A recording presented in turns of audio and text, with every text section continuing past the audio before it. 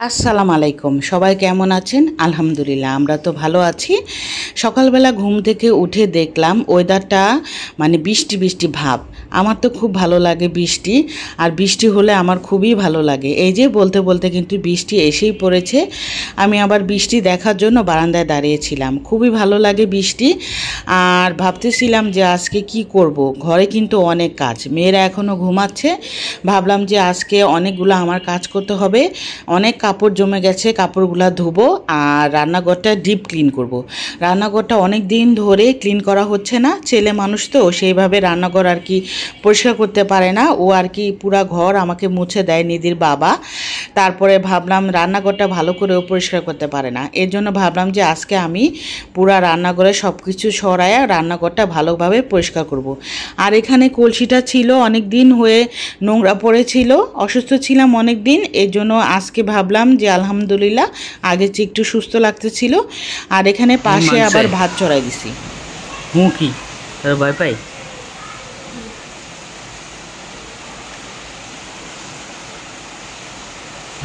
ঘুম থেকে উঠলে কি চেহারাটা, এটা একটু ভিডিও করে দেখ। নাস্তা খাওয়ার চিন্তা ভাবনা নাই? হ্যাঁ, নাস্তা খাবি না? কি মুখ ধুবি না?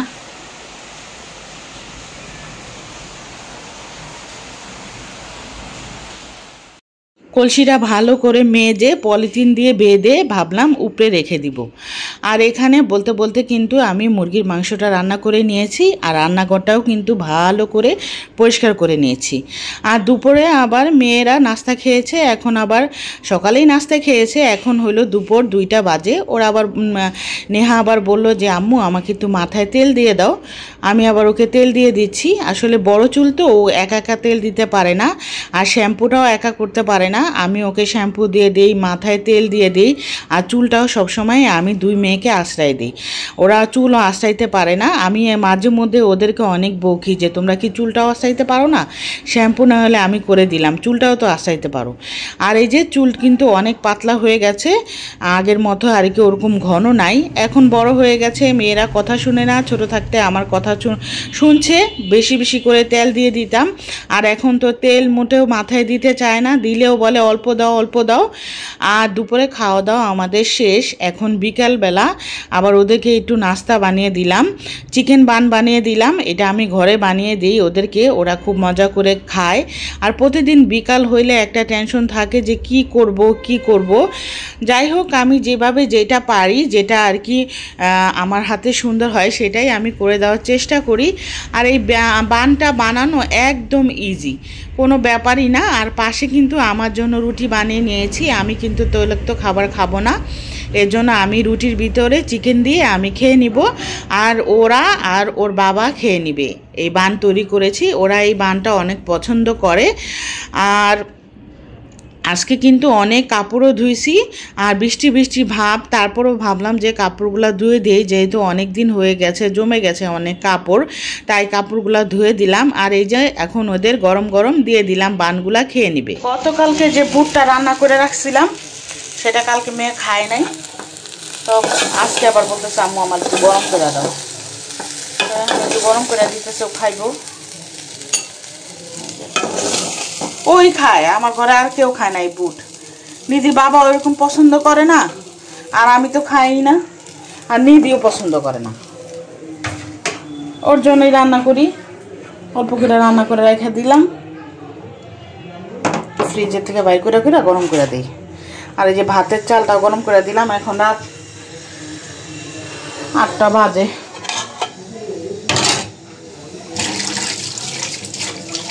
আর আজকে রান্নাঘরটা পরিষ্কার করছিলাম, মানে এত নোংরা হয়েছে। ছেলে মানুষ তো ঘর মুছে আর কি ওরকমভাবে পরিষ্কার করতে পারে না, ওই চিপা ওই চিপা এই চিপার ভিতরে ময়লা থাকে। আজকে আবার এই কলসিটা ভালো করে ধুইছি, এই কলসিটা উঠায় রাখবো, যখন মাঝে মধ্যে কিট শেষ হয়ে যায় হঠাৎ করে তখন আর কি ফুটায় পানি খাই। তো ভাবলাম যে এই রান্নাঘরটা ভালো করে পরিষ্কার করে, যে এখন আবার রাত হয়েছে দেখে যে ময়লা হয়েছে, সকালবেলা আমি আর কি ভালো করে রান্নাঘরটা পরিষ্কার করছি, এগুলা সরায় সরায় আর কি পরিষ্কার করছি।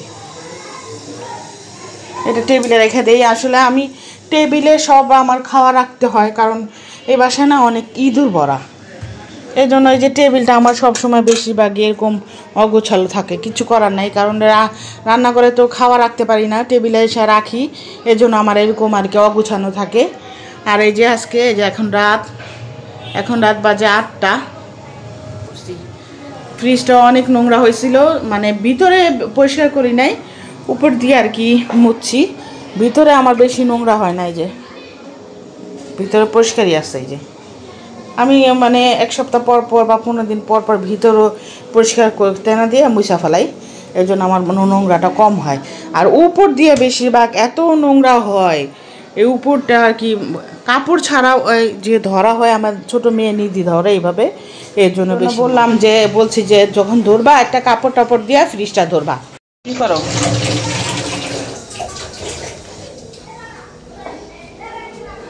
যে দিয়ে দিতেছি বড় মেরে। হ্যাঁ এনে ভাত রান্না করছি যখন, ঠিক আছে। আর এই যে তরকারি জাল দিয়ে নিলাম, রাত্রের বেলা গরম পড়ছে তো তরকারি নষ্ট হয়ে যায়, তরকারি জাল দিয়ে ফেললাম। আর এই যে সিঙে কোনো হাঁড়ি পাতিল নাই, আমি রান্নাঘরটা রাতের বেলা পরিষ্কার করে রাখার চেষ্টা করি, জানি সকালে উঠলে আমার কোনো ঝামেলা না থাকে।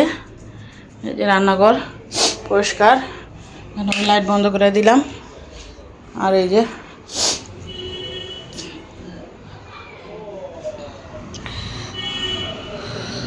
ডালটাও আমডাল রান্না করছিলাম আজকে, এই যে আমডাল রান্না করছি। ওই যে ভাত রান্না করছি। এখন আজকে আমার কাজ শেষ, সারাদিনের জন্য কাজ শেষ।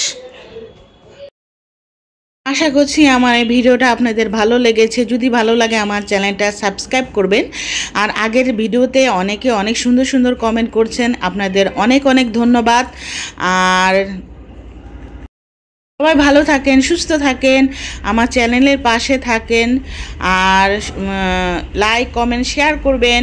আজকের মতো বিদায় নিলাম, আল্লাহ হাফেজ।